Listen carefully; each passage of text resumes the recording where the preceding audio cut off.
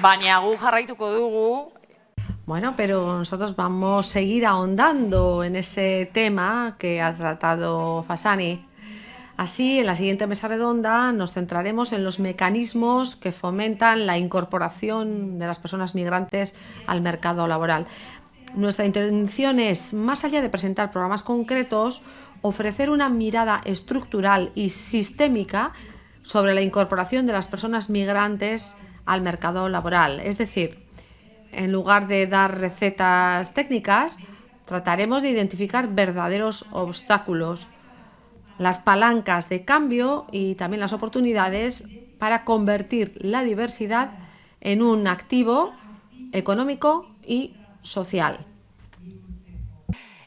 Fasani nos ha dado muchísimos datos. Yo antes leía un estudio del Departamento de Fundamentos de Análisis Económicos de la Universidad de Alicante que concluía que los flujos migratorios elevan la productividad laboral en España. Dice que tiene un efecto más fuerte y persistente en las comunidades que disponen de mayor capacidad para absorber ciudadanos extranjeros y estructuras más flexibles. Y la investigadora, porque de eso vamos a hablar ahora, apuntaba algunas palancas, algunas medidas para poder mejorar esa inserción y decía, hay que reforzar la empleabilidad, potenciar los contratos estables o mejorar la formación de los trabajadores. Fernando Consuegrac, moderatuko du esta... Moderará en la mesa de debate Fernando Consuegra, que es coordinador general del Grupo Sartu, una entidad de inserción social laboral de la Comunidad Autónoma del País Vasco, licenciado en Pedagogía, tiene un máster en Dirección de Empresas, un máster en Gestión del Conocimiento y de la Innovación y es experto en gestión de servicios sociales. Ha sido viceconsejero de Asuntos Sociales del Gobierno vasco y también director de Bienestar Social. Asimismo, ha sido docente de la Universidad de Deusto en la especialidad de Trabajo, Empleo e Inserción Sociolaboral. La trayectoria profesional de Consuegra está ligada a la gestión y el asesoramiento en materia de empleo, servicios sociales y economía solidaria.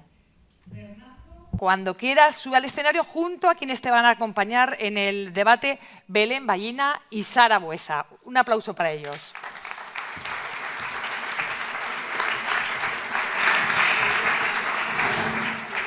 ¿Cómo nos ponemos? Sí. Muy bien, buenas tardes. Arratsaldeon, ¿qué tal estáis? Bueno, pues nos toca esta hora, es una hora, si fuera un congreso del sueño estaríamos practicando la siesta, pero nos toca trabajar. Y bueno, no sé qué os ha parecido la intervención de Francesco, Sara, Belén, pero a mí me ha encantado.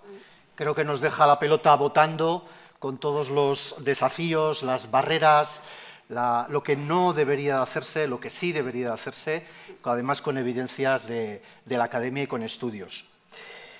Bueno, parece que la inmigración, bueno, además de ser un hecho natural de la especie, el movernos por el mundo, ¿no?, y afincarnos y desarrollar un proyecto de vida, nos ha acompañado siempre.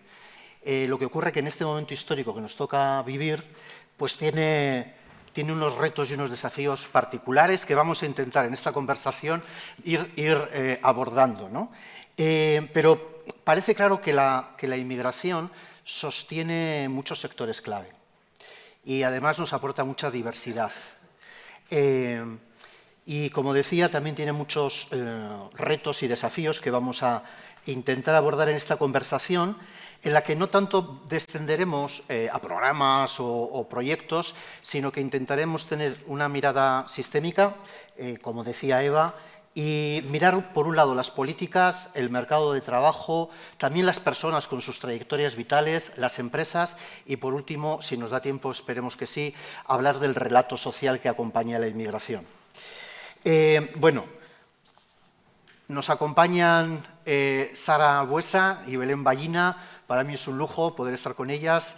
Y bueno, Sara yo creo que es más conocida por todos y todas nosotros. Ella, bueno, hay que decir que a mí Sara siempre me evoca mucha sensibilidad. Me parece que tiene una sensibilidad siempre muy exquisita, muy humana. De hecho, comenzó su trayectoria profesional trabajando en acompañamiento, en apoyo psicológico con personas. Y luego es que además tiene todo el recorrido de la gestión, de la planificación en el Ayuntamiento de Vitoria, siendo directora de Políticas Sociales durante bastantes años, y en Lanbide, directora de Prestaciones e Inclusión, y actualmente pues, directora de Inclusión en Gobierno. Pero además es que es doctora en Psicología por la Universidad de Deusto, así que tiene una mirada, los que la conocemos sabemos que tiene una mirada sistémica, de interconexión, y creo que durante esta charla todo eso aparecerá. Y luego, Belén, si destacaría algo de Belén, es su movilidad. De hecho, creo recordar que la última vez que hablamos venías de Mauritania y estabas ya, de hecho, en otro país, no recuerdo qué país africano. Senegal, sí, sí. En Senegal estabas, ¿verdad? Y ella es una ciudadana pues que se mueve por el mundo, ya veis. Es presidenta de Yaran Foundation, que es una organización dedicada a la inclusión sociolaboral de personas precisamente refugiadas y migrantes, tanto en España como en Europa. Y ha sido asesora del gabinete del ministro de Inclusión, Seguridad Social y Migraciones, y también fue directora del gabinete de la Secretaría de Estado de Migraciones. Y actualmente asesora a gobiernos regionales, a gobiernos nacionales, y colabora con diversos organismos multilaterales como el Banco Mundial, el Banco Interamericano de Desarrollo y la propia Comisión Europea. Así que yo creo que estamos en las mejores manos para iniciar esta conversación. Recogiendo un poco el testigo a Francesco, no sé cómo veis, pero quizás lo primero sería hacer un diagnóstico, porque parece que los sistemas que acompañan, ¿no?,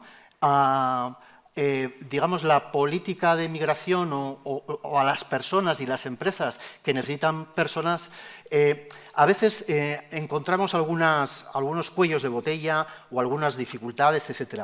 Me gustaría que identificarais dónde percibís que se atasca este sistema en sus diversas versiones para que pueda ser más efectivo, ¿no? O sea, ¿dónde se nos está atascando? ¿Dónde veis que están estos nudos estructurales que podemos desatascar? Belén, quizás tu perspectiva más internacional, europea, puedes aportar primero, y luego, Sara, entramos más en Euskadi. Bai. Bueno, arratsaldeon. Hola, buenas tardes. Muchas gracias al Gobierno vasco. Encantada de estar con Fernando y con Sara. Un poco abordar esta mirada global sobre cómo está evolucionando ese binomio migración-empleo. Estaba viendo algunos datos ahora y veía que la tasa de empleo de población en la Unión Europea entre los 20 y los 63 años había registrado su nivel más elevado hasta la fecha, que era de un 75,8%, del cual alrededor un 6,7% es fuerza migrante laboral proveniente del exterior. Y además vemos que en España esta contribución de personas migrantes en el mercado laboral, lo estamos viendo a diario en prensa continuamente, está siendo especialmente significativa. La afiliación de personas extranjeras a la Seguridad Social creció en un 7% en el último año, con lo cual tenemos una media de unos 3 millones en estos momentos cotizados. Creo que son números significativos. Creo que este crecimiento se concentra especialmente, como muchos de vosotros sabéis, en sectores como la construcción, como el turismo, la industria y también el sector de los cuidados. Son sectores donde la incorporación de alguna manera de talento, porque me gusta hablar de talento más que de migrantes, resulta clave tanto para mantener la actividad como para también dar respuesta a esa demanda, ¿no? Lo que pasa es que sí que vemos que hay, al menos en mi opinión, una desconexión en cuanto a mercado laboral y migración. Es decir, esa conexión sigue siendo muy frágil, ¿no? No existen mecanismos estables que de alguna manera enlacen esas vacantes reales, es decir, las competencias que nosotros necesitamos para el mercado laboral, con las oportunidades de las personas que pueden acceder a ese mercado laboral, ¿no? Y aquí yo hago una lectura muy clara que por un lado es la ineficiencia, ¿no? Es decir, las necesidades que puede tener el sector y el tejido empresarial que no se cubren, pese a la existencia de talento que sí está disponible. Por otro lado, creo que hay que hablar de la precariedad.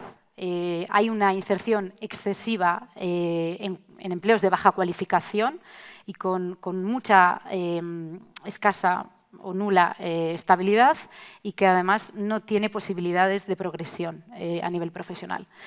Y la tercera, que es la que más me gustaría incidir, es la economía informal. Es decir, cuando no hay vías rápidas y claras hacia el empleo formal, pues digamos que parte de todo ese trabajo se queda fuera de ese marco regulatorio, ¿no? Por lo tanto, yo creo que el reto que tenemos ahora mismo en Euskadi y en España y en toda la Unión Europea, el reto que tenemos por delante no es la inserción laboral de los migrantes en el mercado, ¿no? Sino que el verdadero desafío es ordenar y articular esa incorporación para que de alguna manera deriven trayectorias profesionales de futuro que aporten valor no solo a la economía, sino también a la sociedad. Y aquí creo que las entidades sociales, las administraciones públicas y yo creo que el sector privado tenemos una oportunidad compartida y de corresponsabilidad. Es decir, tenemos que ser capaces de convertir esa migración laboral en una fuente estable de competitividad y de cohesión social. Es decir, no una respuesta improvisada a las desafortunadas crisis y urgencias coyunturales que estamos viendo a nivel geopolítico últimamente. Muy bien, Belén. Ya has dibujado un panorama, vamos, muy sintético y muy... Sara, ¿tú compartes, o en Euskadi tenemos algunas claves un poquito más particulares? Sí, yo creo que tanto el marco que Francesco nos ha pintado, ofrecido, como lo que Belén me está comentando, lo podemos ver reflejado en Euskadi, ¿no? Por dar algunos datos de Euskadi, bueno, está claro que la población migrante va creciendo y que es la que va sosteniendo todo ese crecimiento demográfico, ¿no? Para 2050 se espera que igual pueda representar hasta un 20% de la población de Euskadi, la población de origen extranjero. En lo que es también todo ese envejecimiento de la pirámide laboral, ¿no? Que se va viendo también como cada vez son más las personas ocupadas mayores de 55 años y muy pocas las personas jóvenes, ¿no? También se ve que la población migrante está sosteniendo y rejuveneciendo ese mercado laboral, ¿no? De hecho, aquí la afiliación extranjera representa ya casi un 9% del empleo en Euskadi. Todos los análisis que se hacen además aquí es que va a haber muchísimas oportunidades de empleo que se van a generar sobre todo por todas estas necesidades de reemplazo de jubilaciones. Se habla de hasta 675.000 oportunidades y de un desfase de personas de 70.000 personas, ¿no? Para poder responder a esas necesidades, y esas son las estimaciones a la baja, porque hay algunas que hablan de hasta 170.000 personas, ¿no? Por lo tanto, va a hacer falta muchas personas y en esta estrategia integrar, ¿no? Bueno, a través de itinerarios, ¿no? Todas esas posibilidades para las personas extranjeras pues es fundamental. La población de origen extranjero en general en Euskadi trabaja, está ocupada, más de un 62% de la población está ocupada, y se repite un poco lo que estaban comentando en el sector servicios, restauración, limpieza, cuidados, empleo doméstico, con ese sesgo claramente de género en todos estos sectores, en la construcción, la industria, ¿no? Más en el caso de los hombres. Todo esto es la misma tendencia, es la que se está viendo en Euskadi. Yo creo que ahí hay un problema gordo de segmentación del mercado laboral, que es lo que estaba subrayando Belén también, ¿no? Donde hay los trabajos más precarios, los que, ¿no? Nadie quiere, podemos decir, ¿no? Para las personas inmigrantes y con pocas posibilidades de movilidad, y desde una mirada de género interseccional, claramente los empleos más precarios, una economía sumergida con peores ocupaciones de baja cualificación, peores condiciones, lo ocupan mujeres migrantes. Y yo creo que hay una tarea muy importante por hacer de equidad en el empleo, a liderar un poco desde el sistema de empleo. Pero claro, en Euskadi sucede otra cosa también, bueno, que sucede en todas partes, solo que aquí quizás tenemos visibilizada esa situación y somos capaces de intervenir sobre ella también, que tiene que ver con todo esto de la economía sumergida o la migración irregular, ¿no? En la medida en la que no hay, yo creo que la migración es estructural, existe y va a existir siempre, no es algo coyuntural. En la medida en la que no haya canales y itinerarios regulares, ordenados, seguros, que ordenen un poco todo ese flujo, que ofrezcan además posibilidades de inclusión y de integración integral, ¿no? Para las personas y que casen bien, ¿no? Con todas las necesidades del mercado laboral, pues va a seguir habiendo mucho cauce de migración irregular, podemos decir, ¿no? Aquí en Euskadi, de las personas demandantes de empleo inscritas en Lanbide, un 17% son extranjeras y unas 20.000 personas están en situación irregular.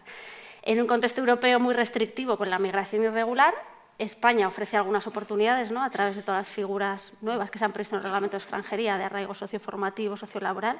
Y en Euskadi yo creo que es de destacar la apuesta estratégica que se ha venido haciendo desde hace años, ¿no?, de ofrecer servicios de orientación, de formación a estas personas. Más de la mitad de las personas, o en torno a la mitad de las personas desempleadas que hacen formación en Lanbide son extranjeras y en torno a un 18% en situación irregular. Y yo creo que todo el trabajo que se ha venido haciendo en los últimos años y que es una línea de continuidad que debemos seguir, ¿no?, de ofrecer itinerarios integrales para facilitar la regularización de estas personas, es una línea estratégica súper importante, además de, por supuesto, ¿no?, abrir otras vías de otra manera que ofrezcan otras alternativas a las personas. Muy bien. Oyéndoos a las dos, pienso que os voy a hacer una pregunta doble, porque el mercado de trabajo tiene oferta-demanda, ¿no? Entonces, vamos a fijarnos un poco más allá del diagnóstico que habéis dibujado, ¿no?, en las trayectorias, como bien dice Sara, de los itinerarios de las personas. ¿Cómo veis, desde esa perspectiva de las personas, dónde están las dificultades concretas para que estas trayectorias que habéis identificado las dos, que se van truncando, las podamos identificar y generar palancas de cambio ahí? Esa es una pregunta. Y del lado de las empresas, ¿cómo podemos llegar a que la empresa que hay... Bueno, recientemente ha habido un acto en el que se ha habido un reconocimiento a las empresas que están implicadas en estos procesos. Hay maravillosos ejemplos de ello, pero en general necesitamos incorporar a las empresas como un agente activo de inclusión también. Entonces, ante eso, ¿qué sugerís? ¿Cómo habría que hacerlo? ¿Qué elementos veis desde una perspectiva más general y desde Euskadi? Podéis empezar cualquiera de las dos, si queréis seguir el mismo orden o como queráis. Recordar un poquito las de un lado y de otro. Ya sé que os pido mucho, pero sé que lo podéis hacer. Sí, y votar. A mí sí que hay algo que me gustaría decir, dilo. Que es que, al menos como yo lo veo, es un circuito lleno de semáforos rojos. Y cada institución, cada organización, de alguna manera pone su regla, su tiempo y su cola de espera, ¿no? Entonces yo creo que el talento llega, pero se queda parado en cruces donde nadie coordina, de alguna forma, ¿no? Entonces el mercado laboral llama por un lado y la normativa responde por otro lado, en tiempos y en condiciones que no se ajustan un poco a la realidad. No sé cómo lo ves tú, Sara. Sí. Yo creo que, que los procesos, dices, camino lleno de semáforos o de obstáculos, la verdad es que son procesos largos, complejos, en los que además tienen que casar múltiples cuestiones, ¿no? Yo, desde el punto de vista de los itinerarios, y creo que si miras tanto la óptica de personas como de empresas, hay un cierto paralelismo en algunos puntos donde se dan esos puntos de obstáculos. Uno tiene que ver con la formación es clave. Las personas tienen muchas veces muchas dificultades con todo el tema de la homologación de títulos, reconocimiento de competencias, ¿no?, toda esta parte, ¿no? A veces personas que ya cuentan con una cualificación o una formación. Por otro lado, falta a veces que la formación esté realmente adecuada y ajustada a las necesidades reales, ¿no?, del mercado laboral y de las empresas. Eso es algo que también preocupa a las empresas, ¿no?, que las personas puedan tener una cualificación adecuada para desarrollar esa función, además del tema del idioma, las competencias digitales o lo que sea, ¿no? Pero en el tema de la formación hay un elemento ahí importante de trabajo. Luego está también todo el tema de realmente tener oportunidades concretas de trabajo, ¿no?, que haya ofertas concretas de puestos de trabajo para que las personas puedan acceder a ellos, ¿no? Y eso yo creo que requiere un trabajo de establecer un vínculo de confianza entre personas y empresas, ¿no?, con una prospección muy cercana de las necesidades de las empresas y de la mano con ellas, diseñando incluso los propios itinerarios formativos, ¿no?, con las empresas y casándolo con realmente ese itinerario muy personalizado, ajustado al perfil de las personas, y trabajar ese vínculo de confianza para que se den estas apuestas, estas ofertas y esas relaciones, ¿no?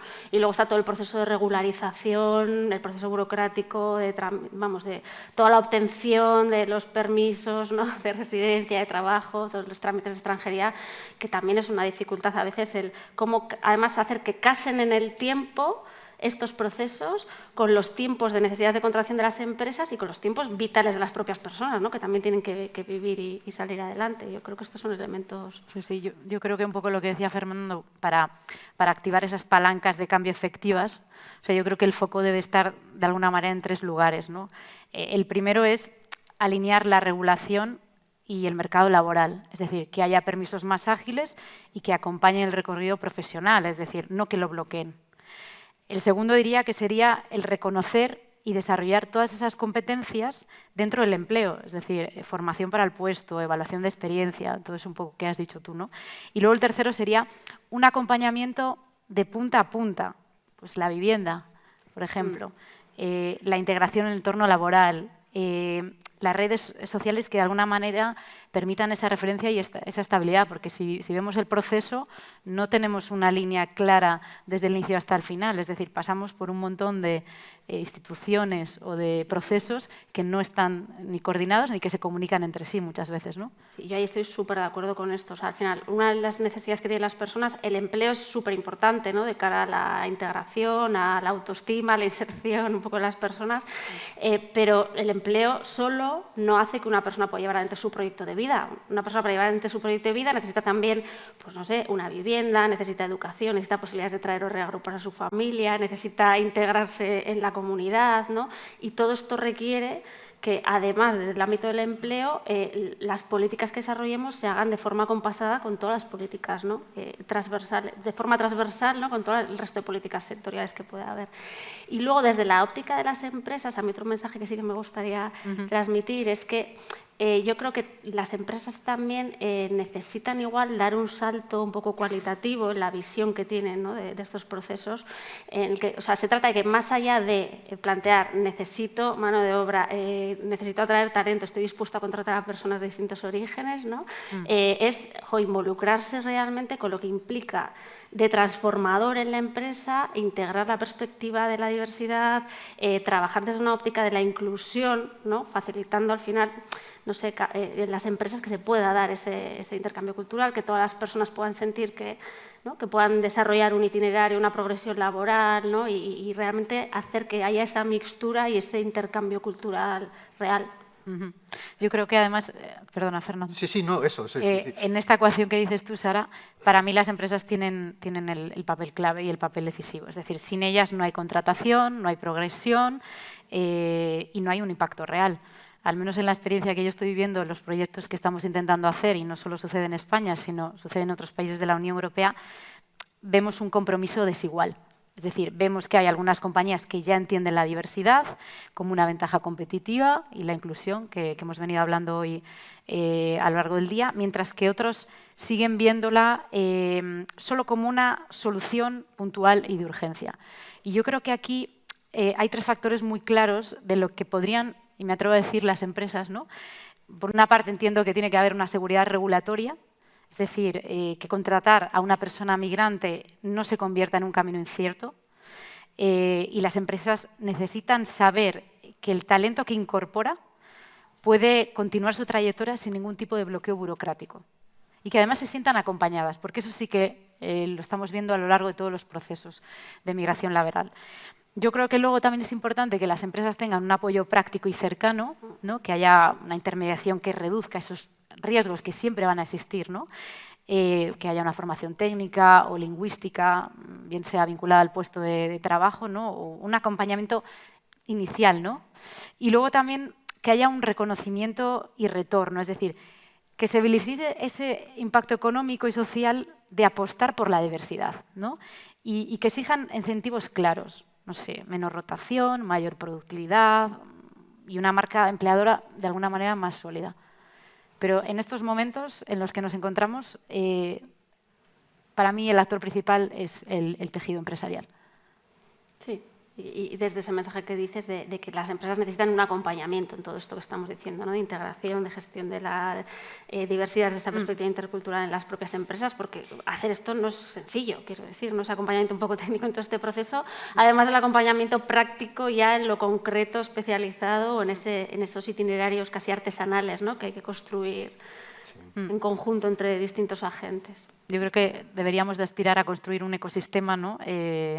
pues que esté lo más coordinado posible, donde cada actor sabe de alguna manera qué aporta y qué recibe y qué da, ¿no? Muy interesante lo que decís, muy interesante. Coincido además con muchas de las cosas que estáis comentando, también desde mi práctica profesional. Bueno, por ir un poco, quizás nos dé tiempo, si conversamos esta última parte del relato, que a mí me parece decisiva, porque con todo esto, antes lo decía Francesco, ¿no? La migración genera atracción, porque hay como la necesidad, como la apertura a lo diverso, hay un cierto movimiento en eso, pero a la vez el temor, ¿no? De una parte de la sociedad, ¿no? Y eso genera mucho debate, mucha polarización, etcétera, y me parece que podemos hacer una buena contribución si reflexionamos un poco sobre ello desde vuestra experiencia, ¿no? Entonces, hemos estado hablando de las empresas, hemos estado hablando de las personas con sus itinerarios, de los sistemas también. ¿Cómo veis que la sociedad estamos contándonos a nosotros mismos, a nosotras mismas, esto que sucede, ¿no? Y si debiéramos fijarnos algunos pilares o algunos hitos, ¿no? Como valores, como enfoques, como miradas, ¿no? Sobre los que sostener un relato más ajustado a lo que realmente ocurre, ¿no? Que es que hay un movimiento que es general y que hay necesidad también y que hay un aporte de riqueza, ¿no? Bueno, sin obviar las dificultades, ¿no? Pero ¿cómo veis esto? ¿Qué elementos creéis que pueden ayudar a construir un acompañamiento en el empleo con las personas migrantes y con las empresas a tener una perspectiva más positiva, ¿no? De lo que normalmente a veces sale en los medios y...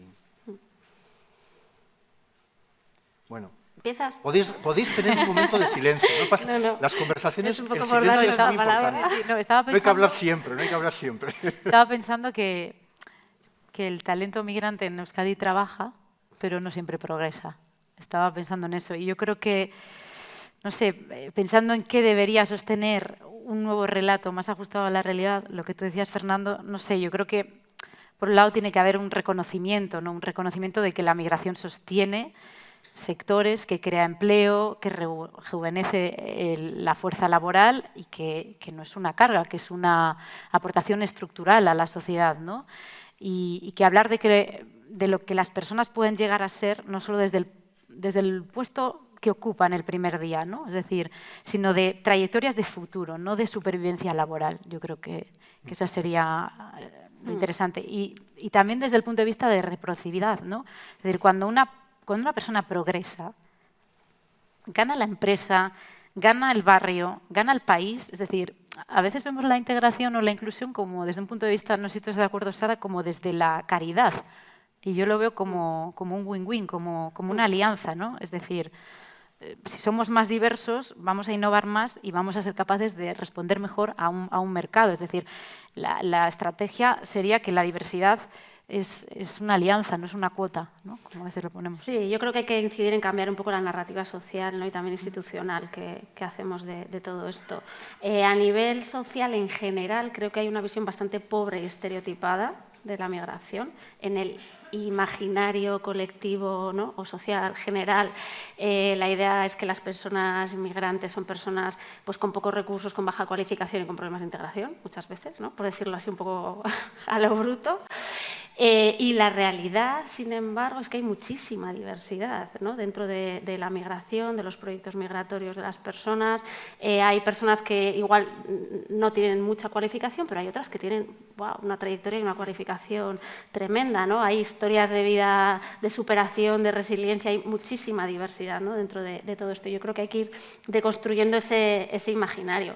Por otro lado, esto lo hablábamos también, ¿no? Un poco el otro día, debemos salir de ese discurso de hablar de los extranjeros, las personas inmigrantes, como si fueran otros muy distintos a nosotros, ¿no?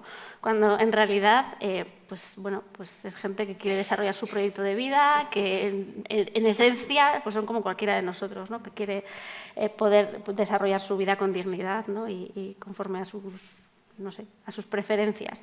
Y luego en el discurso institucional creo que tenemos que empezar por cambiar el lenguaje. dejar de hablar del problema de la inmigración, los problemas de integración, la gestión migratoria, ¿no? Y empezar a hablar más en la línea que tú decías de talento migrante, ¿no? Bueno, y creo que para deconstruir toda esta narrativa que existe y darle una vuelta, es importante además que pongamos sobre la mesa datos y evidencias, en la línea un poco que estabas comentando, pero incluso datos, no sé, estaba pensando, por ejemplo, en la evaluación de impacto que se ha hecho del proyecto Piloto W, ¿no? de regularización por arraigo social, que pone sobre la mesa incluso la visión de retorno económico, ¿no?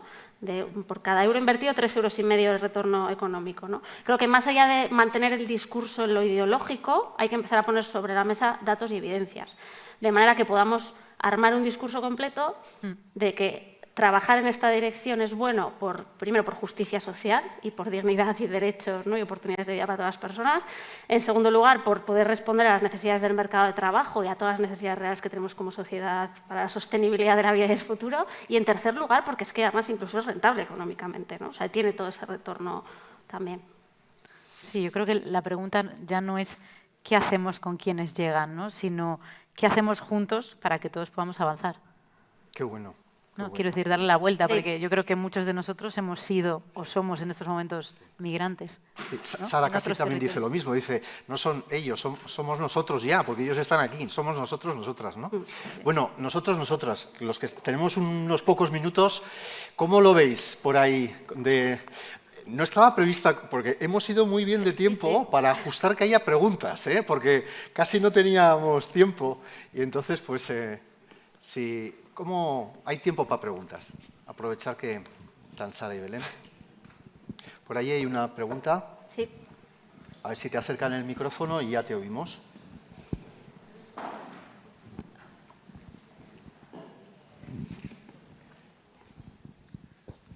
Hola, buenas tardes. Muchas gracias. Yo vengo de una tierra, soy de Canarias, somos tierra de acogida, hemos sido población migrante en el pasado, Cuba, Venezuela, Puerto Rico, Argentina, y el problema no es la llegada, porque somos, es una realidad que tenemos, es la principal puerta de entrada en este estado. Yo veo que principalmente el problema para llegar a esa meta, empezar por modificar el marco normativo. Y el marco normativo ahora mismo nos está atando, y el marco normativo se llama artículo 7 de la Cartera Común de Servicios, que es que para poder empezar con la inserción a través de fórmulas, por ejemplo, con las empresas de inserción que nos están demandando poder contar con población migrante, el artículo 7 establece que tienen que estar con permiso de residencia y de trabajo. Y ahí es donde estamos teniendo nosotros el principal cuello de botella, porque el problema que tenemos abajo no es de llegada. Como digo, somos una población relativamente bastante tolerante con la llegada, sino el problema es el número. Y las infraestructuras y la tramitación de todos los permisos para insertarlo, porque el problema es un problema de número. Pero tenemos claro que esas personas pueden tener una contribución, cambio social, progreso de las propias personas migrantes, contribución al sistema económico, y también un poco progreso de vida, oportunidades de vida, que también nosotros tendríamos derecho si fuésemos a su vez personas migrantes hacia el exterior. Entonces, el problema es, a mi juicio, primero, modificar el marco normativo. Nosotros encantados, yo estoy en el Servicio Económico de Empleo, nosotros encantadísimos de que sí haya una modificación del marco, de inscribir a todas personas, cuantas más mejor. Y segundo, poner de acuerdo a todos los actores, a todas las partes interesadas. Hablo de empleo, hablo de servicios sociales, hablo de la parte económica y hablo también de educación, es decir, para favorecer una integración. Pero digamos que desde mi punto de vista como jurista, quiero decir, creo que el marco normativo ahora fundamentalmente es el que nos ata para llegar a todo lo que, a toda la visión que han expuesto las compañeras y aquí en la mesa. Muchas gracias, muchas gracias.